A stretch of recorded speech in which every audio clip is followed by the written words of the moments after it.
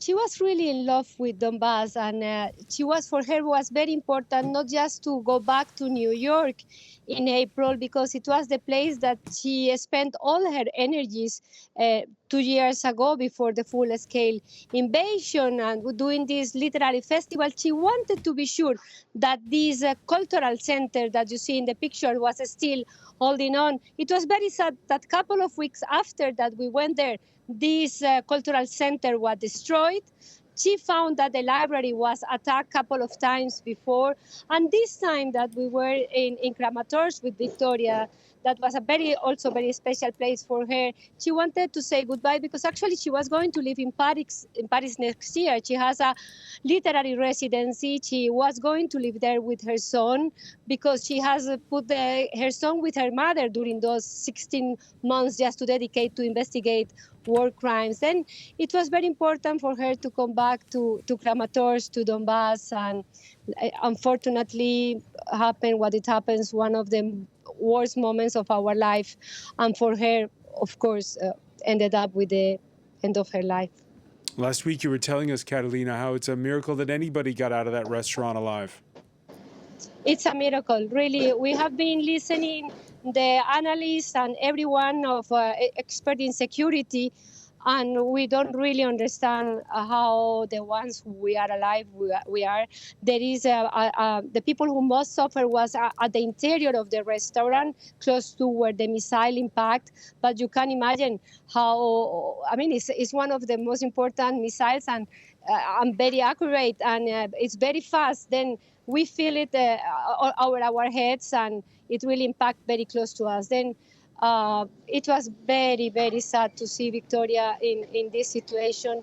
And it was very sad to see many kids and many young people and the waiters and people who were working in the kitchen. Was a really sad moment, and really reminds you that these people, that they don't have any mercy, because people were there just having dinner, even if it was a lot of young boys, militaries, boys and girls who come from the front line, but they were not with flak jackets, they were not with helmets, they were not with arms, there was not artillery position there was not mortar position, there just was militaries doing their daily life, going for dinner before the curfew. And of course, volunteers, doctors, journalists like us. Journalists. There was also a Colombian delegation in the that was present. They lodged a formal complaint. Have you heard any more on that?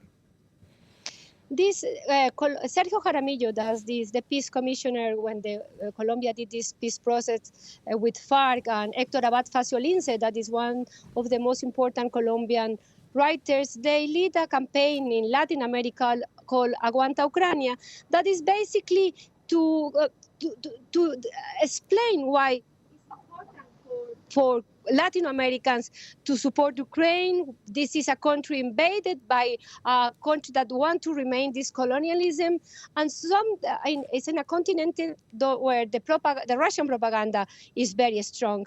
And they have been talking about with writers, artists, musicians.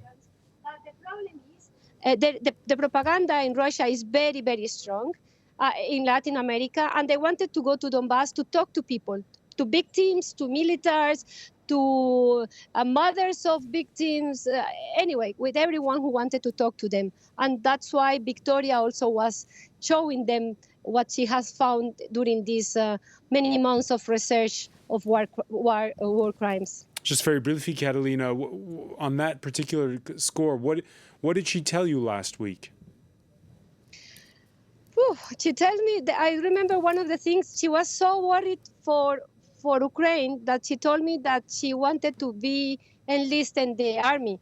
She said that it was going to be necessary for her, but that she was very bad with guns and even with doctors, that she didn't know how to do a tourniquet, that she didn't know what was she going to do. And I remember that I told that she was doing an amazing job, just going around, doing their crime researches, her work in Twitter, going around the world, talking about Ukraine was very, very, very important for her work. And she was laughing because she was saying, I wish I could be with these guys in the front lines, but of course I can't.